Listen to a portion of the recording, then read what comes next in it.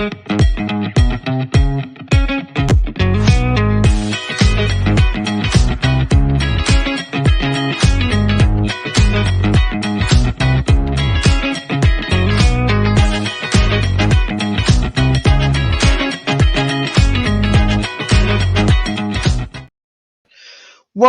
to the match preview / match review for Ipswich and obviously Cardiff.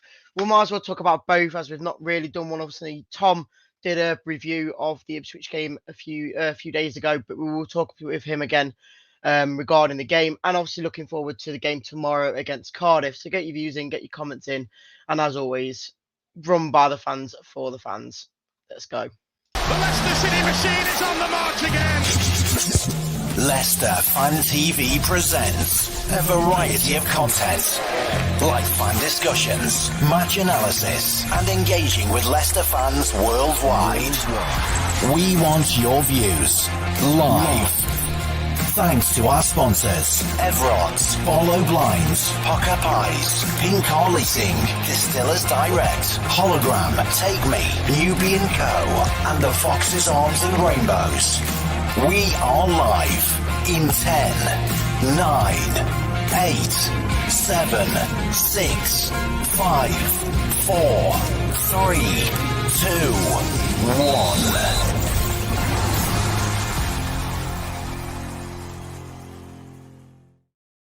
So yes, as always, get your comments in, get your views in.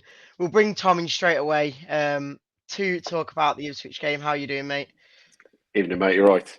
Yeah, all good. So we'll firstly start off, obviously, going back to Monday night's game against Ipswich. Obviously, you already did a match review on it, but what was your kind of take on the performance? Because I was there, and first off was all right. Obviously, the shaky first 10-15 minutes while we got into the game a bit more. Then we kind of steadied the ship. But in that second half, for me, it was very sloppy, and we let them have a lot of chances. And in the end, for me, the 80th minute onwards, I kept saying I could see it coming. And just unfortunately, it came out of a massive two-part deflection. What's your kind of take on it, mate? As I said in my video there, it was a frustrating result in the end. Bar the first, 5 to 10 minutes, like you said, I think Ipswich started a little bit more brighter. We had a bit more possession, but they obviously had a couple of better chances in that first 10 minutes. After that, I'd say up to half time, it was all Leicester, and the chances were there. If you listen to the players, even Winks has come out and said, in that first half, if we take the chances we've created, the game's done and dusted, and we move on. But if we look at all the performances where we haven't won games or we've drawn, it's all about those chances we're not taking. It's not that we're not creating chances; we're not taking the chances in the right times, and you can't go into every game, get into like the 70th minute and thinking, well, we'll score loads of goals here, because it's not going to happen every week. Obviously, the second half, I thought it was all Ipswich in my view. Yeah, we had a couple of chances. We should have had a penalty, but we can't live on shoulda, coulda, woulda. It's all about putting the ball in the net, and in the second half, we just wasn't up to it. We weren't as clinical. I think the substitutions had a massive impact on the team and the way we're playing. They weren't an impact that changed the game. They were negative substitutions, and it's not negative from Enzo. That's negative that the players themselves didn't come on the pitch and do enough for the team to change the momentum of that half, in my view. Yeah, like I said, a few people are saying here, Andy Medhurst says, got back to second half due to poor substitutions. I agree with that. I think in a way that Enzo did try and go a bit more attacking with Atgun and Cassidy. A lot of people are complaining about Cassidy's kind of decision and move in that goal for Ipswich that kind of, again, for me, I don't see it as much. They're just trying to blame someone for the mistake. Or the way that they scored the goal. And look, Jamie, it's easy to pick out a scapegoat. Cassidy's this scapegoat to the moment. Something goes wrong, Cassidy's name's on it. And I tweeted that after the game going, once again, Cassidy will get the blame here. And I feel, a more experienced player in that position, when the player goes past him, a Winks, a Juice Balls, it's taken yellow card from a team there. I fully accept that. But you have to look where that goal started to come from. It started to come from the pass from Mads to Cody to Fatui. It's that decision making then for Fatui then causes the issue. Instead of going long or going backwards to Cody and then back along the back line, he tries a 60-yard ball across our own 18-yard line. Well, that meant Fazza was under pressure with the header. It then drops to the Ipswich bloke on the touchline, a couple of touches, and then before you know it, it's in the back of the net. It all comes down to one pass from Fatui for me, where that goal comes from. Not from Castay not making a challenge or not pulling him down. You know, for me there, if we just go long, we've played ourselves out of the way. Ipswich might get the ball again, but you've still played the ball to the top end of the pitch, and they've then got to regroup and get forward. I think it's easy to blame Castay at the moment. Like I said, he seems to be the new scapegoat at the club. It's not right, Castay's fault. Yeah, look, he hasn't lit the world up since coming here. We've seen glimpses of what he can do. There is a player in there. I truly believe there is a half decent player in there for what I've seen for the Italian under-21s and under-19s. There is a very, very talented young man. For some reason, it hasn't clicked on his loan spells. It didn't click at Reading. If you listen to the Reading supporters, they weren't that impressed with him.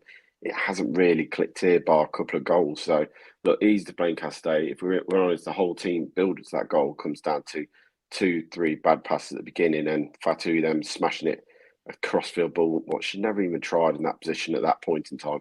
Just go long, go to Ray, or go back to Cody and pass out from the back the other way. But like I say, as soon as you hit that ball, you could see we were in trouble. So look, frustration, yes. Still positive that we came away with a point. We're still unbeaten in 6 games now, I think it is. We go to Cardiff and we go again. But I'd rather be where we are in the league than be trying to catch chasers now. The lads who are chasing us, your Southampton. So I'm more worried about Southampton than I'm about Leeds United. You know, that's what I'd be more worried about. If they're the teams chasing us, positive all the way. We're still learning under Enzo, and I think we forget it's such a young squad, mate. That's the biggest thing. It is a young team. Yeah, I completely agree. We'll move into a few more individual performances then. I'm going to highlight a few people. I'm gonna see what your thoughts on there. So we'll start with Fatawu. In my opinion, I thought he was quite decent again. I think he's going to be one of the fans' favourites at the moment. The last couple of games, or even since he's been playing more often. He just seems to do everything. He wins headers. He beats their man a lot of the time. What's your kind of take on his performance? Because he's outstanding. Even though I slated him for that ball, what he deserved to be slated for, because it was a moment of madness, I thought he was up there for man of the match. Not because of his ability going forward, he caused some problems, but his defensive work on that was second to none. I thought he was outstanding doing his defensive work. Same with Madavidi. Those wingers put a shift in at the weekend. And the only reason he probably gets a bit more than Maddy is he put 2-3 good blocks in that second half. I mean, he put his body on the line for that point of view. So, yeah, I thought it was a good, solid performance for him. Still, young lad, decision-making is always going to be hit and miss what he does. But, yeah, it was a very solid performance. He was up there for my man of the match for this year, because I thought those 2-3 blocks in the second half and one in the first half deserve the man of match performance, because to get in that position at that age and know where you need to be defensively, fair play to him for a winger, because that takes some learning. So Enzo's definitely got him going in the right direction. Yeah, I think the one thing that I was getting a bit annoyed at in the game and watching the game live was I think Fatu had to be in that role because someone got brought into the team, and that's Cody. And that's another name on my sheet, which I look at it and think, another one where I think you agreed with me in that Christmas special that he just doesn't seem to fit right in this squad. And that meant FaZe as well had to go on to the wide position, playing that like left back role when JJ sat on the bench. Do you think Cody should have started against Ipswich, or? I understand why he did it. I think we all know that JJ's still coming back from after a long, long time out with a couple of nasty injuries. He's not going to play every game at the moment. He's still coming back, and the last thing you want to do is to play 90 minutes to Ipswich, and then 90 minutes against Cardiff and 90 minutes against Huddersfield. It's too much for a young lad who's had so many big injuries to come back in one go. It also shows we're a little light not having Doyle back fit yet, because I suppose if Doyle will fit, then Doyle goes into that bit of position anyway, and then you leave the back two if they were back three if it was before. I like Cody. He's a leader. I understand why the club brought him in. They wanted someone who's going to come in and keep the standards high, keep not just on the pitch but off the pitch, keep the lads grounded, knows how to get out of this league, because he did it with Wolves. From what I've seen of him, though, I'm still not sure he fits into he doesn't fit into this system as nice as Faz does in that right back role. He doesn't look as comfortable with the ball at his feet. Yes, he can play a bit of football, but he doesn't look as comfortable as Faz being in that right hand side. And I said before the games, and you've seen me say, I just don't get him at the moment. Yes, he's not played a lot of football. Let's not get it wrong. So he's still rusty in some ways. And who knows, if he hadn't got injured at the beginning of the season, we might be talking differently now because he might have played every single game and he might be flying. It's just, I just don't see him fitting in at the moment, and Faz doesn't look comfortable. And look, he was brilliant, Faz, on the left, but he doesn't look as comfortable there as he does on the right hand side, in my view. And I just think Cody is probably the weak link at the moment in that back line if we have to put him in there. Yeah, I say I pretty agree, and that's why Fatu got played in more of that defensive role against Ipswich, because Cody needed more support in the back line. But then the last name on the board, I think you're gonna know who this is going to be mentioned because there's a few in the comments as well. Kelechi Iheanacho, obviously he got brought on for Dakar. I could see why, because I think we needed a bit more hold up the ball up front. Because Daka did okay, but he wasn't strong enough. So he obviously brought Kell on to hold the ball up, I guess, and he just didn't do it, did he? He just didn't do it at all. Oh, it's so frustrating to watch. He can give you moments of absolute brilliance, or he's just been very lucky at doing things. But then he can give you 3-4 games in a row where you just don't know he's playing, and he stumbles around with the ball at his feet. He bobbles off him. He couldn't trap a bag of sand. It's so infuriating to watch. Nacho there's so much talent there, and we've seen the talent there. You know, when he gets it right, it just seems to me there's a lack of concentration, and there's a lack of belief, or a lack of sometimes he just, does he actually want to be out there? I've been looking at the bigger picture, and we've got Tom Cannon come in. Yeah, he's younger and he's still learning the way that Enzo wants to play, and he's still got to get match fitness. I completely understand that. But going into the African Cup of Nations that start in less than a month's time, I truly thought that Tom Cannon now would be getting some minutes and games under his belt ready for this bit, because he's going to be the one who starts, or him or Vardy. Vardy's not going to play every week, so Tom Cannon at some point is going to have to get a run of games in this team over the next 4-6 weeks while the AFCON starts. I truly thought he was going to be the one to come on during the game, and I just didn't feel that Nacho did anything. He did one pass to KDH, but overhit it. If he gets it right, KDH probably scores and kills the game at that point. But he overhits it through to the goalkeeper. But bar that, he just doesn't close the front line down. He doesn't close the defence down at all. It was just all very, just stroll around here for the next 25 minutes. Oh, come on. Didn't see enough for him. Same with Eunice, same with Cassidy. The subs himself didn't do enough. And sadly, Nacho, once again, is a man that gets picked out because people just don't see enough from him. They'll see what he's actually offering the team when he comes on. Yeah, I completely agree. I think from what I was in the stands, the majority of fans around me were saying when we saw Kel come on, we wanted to see Cannon, because he basically is that sort of hold up guy as well. He obviously has a bit more pace to him as well. So why not bring him on? And like you say, he's going to be that man to start or even be on the bench to come on in January when Daka, Kelechi all go to AFCON. So for me, another average at best performance for Kelechi Iheanacho. We'll finally move on. Before we move on to Cardiff, we'll move on to the penalty shout. Obviously, we've spoke a bit about it before, but and obviously Phil's had his side of the argument, saying that he doesn't think it is, but he was through on goal. Dewsbury was through on goal. The defender was never getting to that ball, and he just basically just shoved him in the back, didn't he? Why wasn't it given?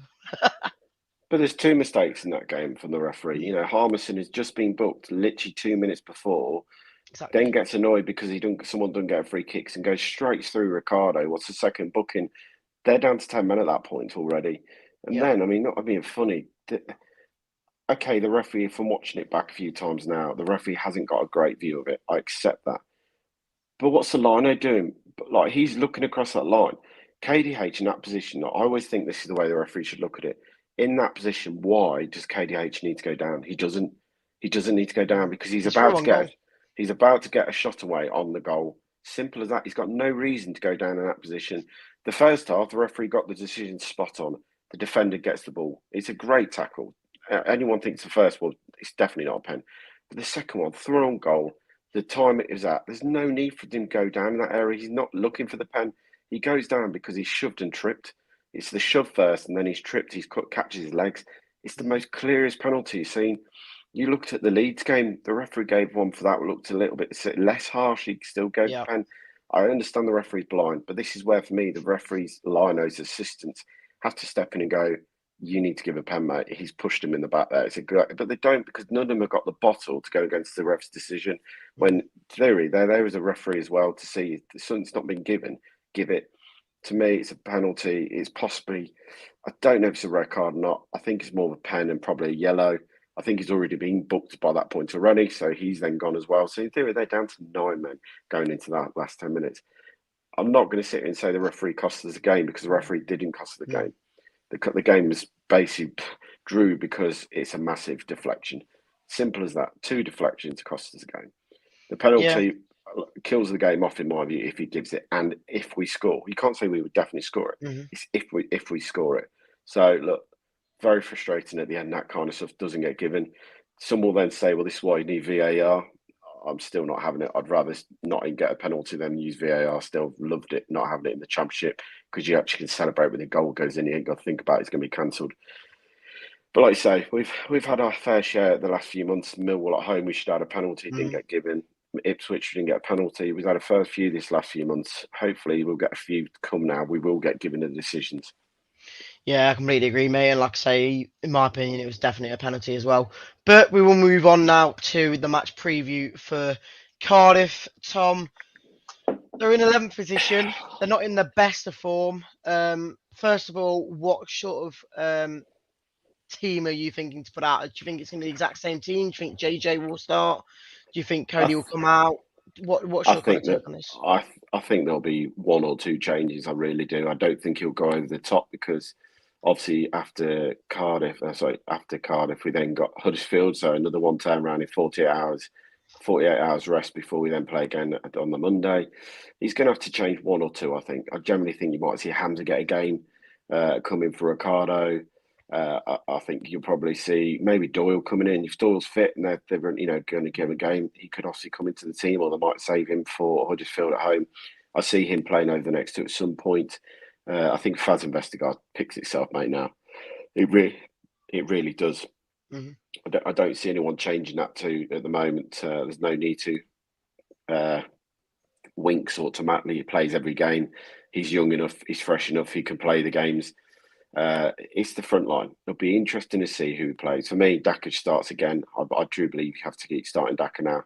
Although he gets bullied sometimes too much, and I pointed that out, and then he went and scored 2 in the second half against we won't go into that because that annoyed me more than anything. But, fair play. He shut me up for the afternoon, the second half. But, he changed the routine. Yes, I thought against Ipswich, he got bullied a little bit. He created the goal. He could have created another one as well if he'd passed the ball a bit sooner. I just think the team picks itself at the moment, and you don't change too many players. And I think recently now we haven't seen Enzo changing it as much as he was at the beginning of the season. I think beginning of the season there was a lot of chop and changing around from that lineup to where he was putting people. If you look at the wingers, they'd play one game, they'd be out the next game. You look over the last probably 10 games, Fatu and Mavadidi have been his major 2 players, and I don't see that changing. I think they will start, because as soon as AFCON come, McAtee will get a run of games to get in the team, unless Fatu doesn't go. But I'll be very surprised if he doesn't go. But yeah, I think Daka starts. I think the team picks itself going into this game. I think Monday there might be a few more changes.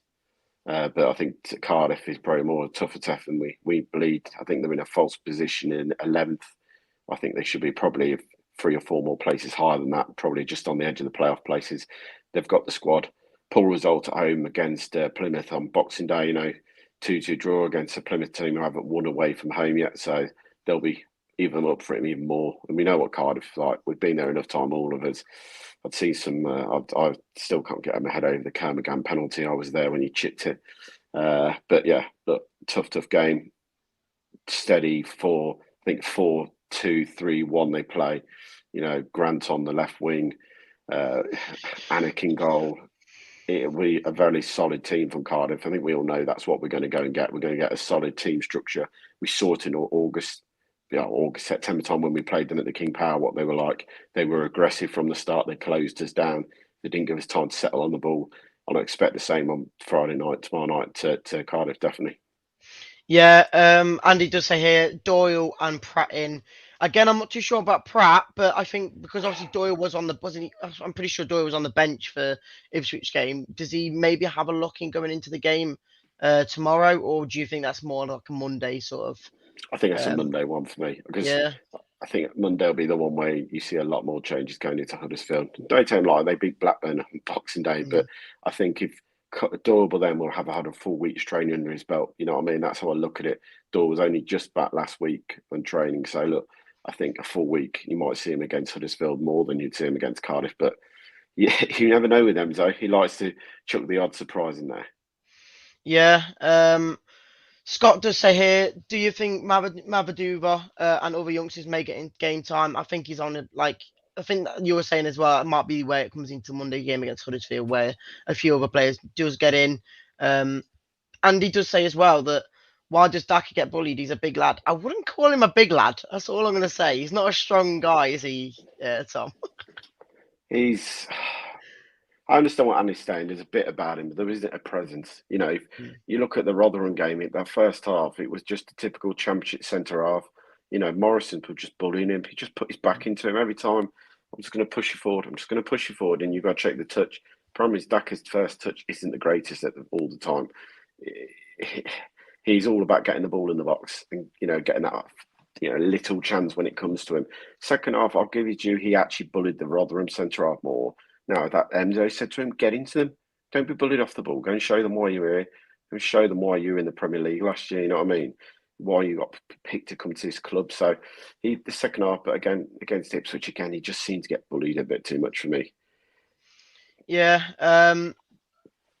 Ian says here that Cody was solid against Ipswich.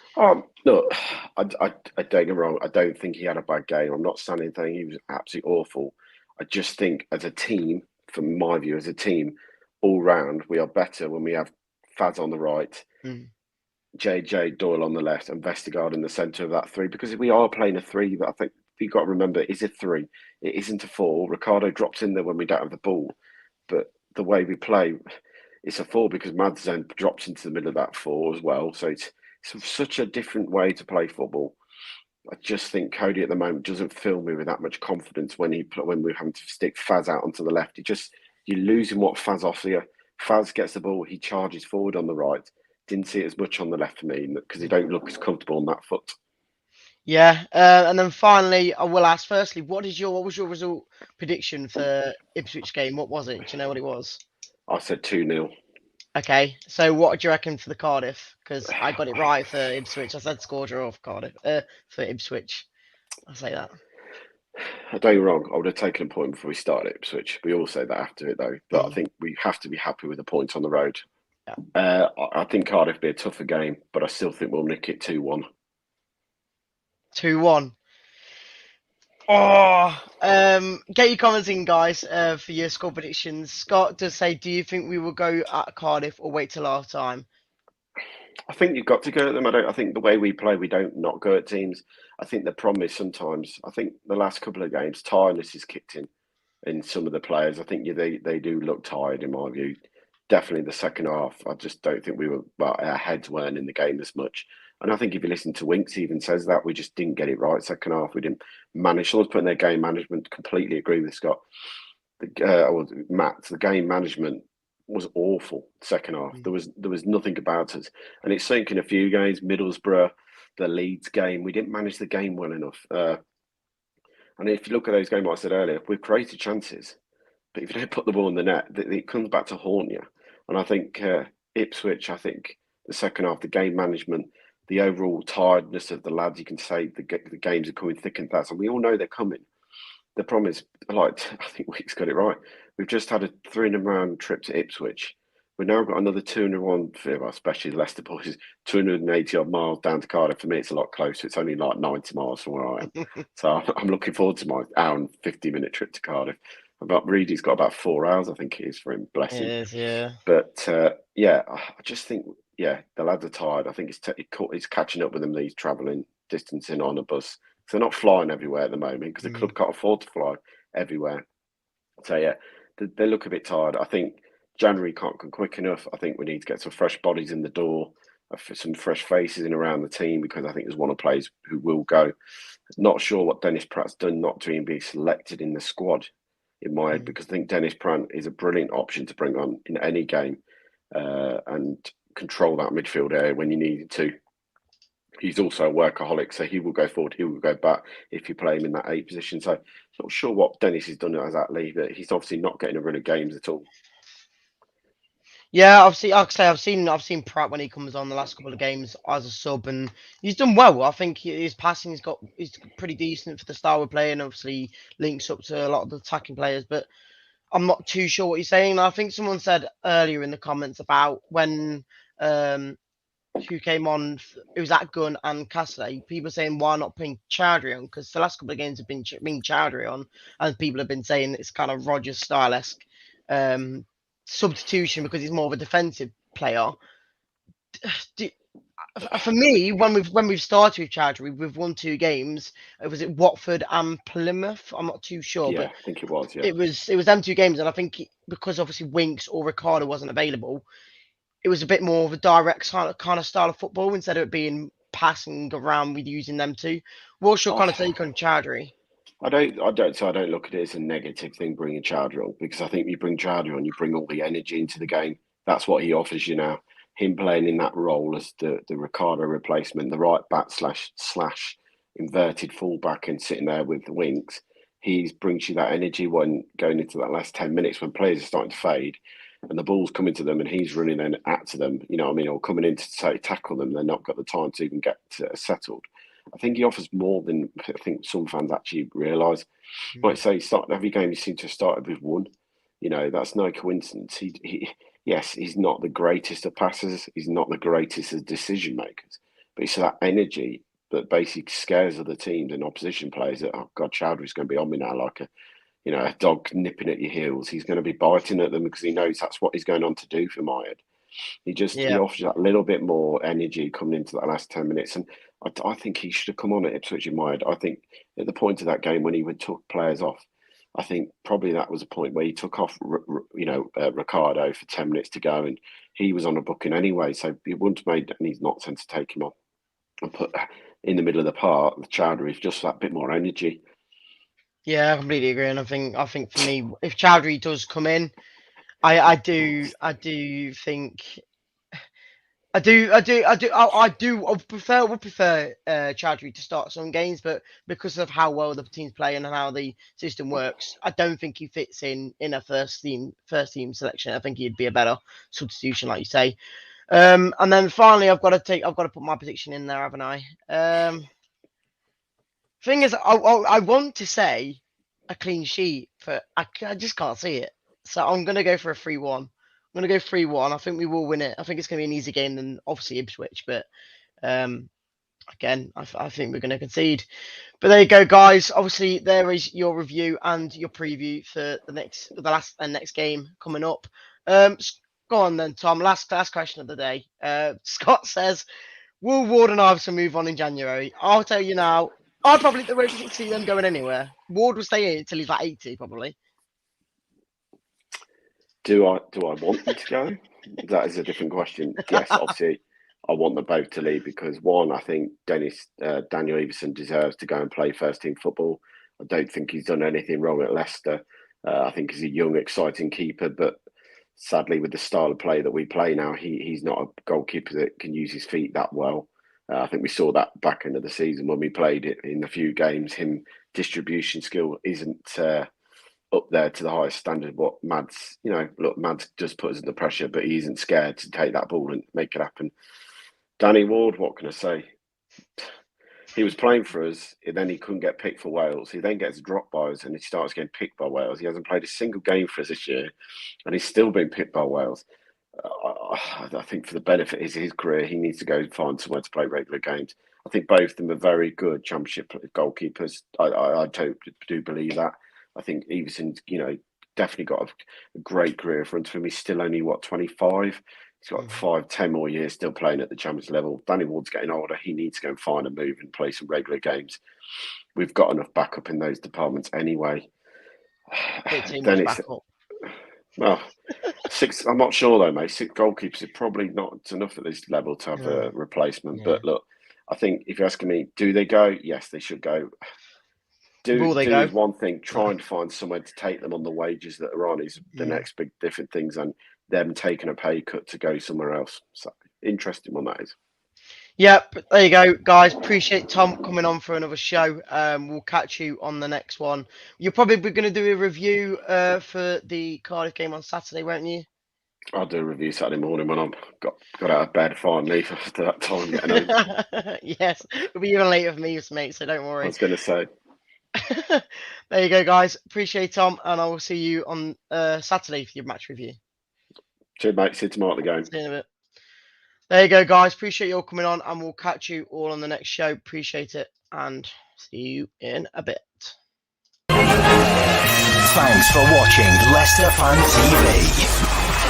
Thanks to our sponsors, Everards, Barlow Blinds, Pukka Pies, Car Leasing, Distillers Direct, Hollogram, Take Me, Newby Co, The Fox's Arms and Rainbows. Run by the fans, for the fans.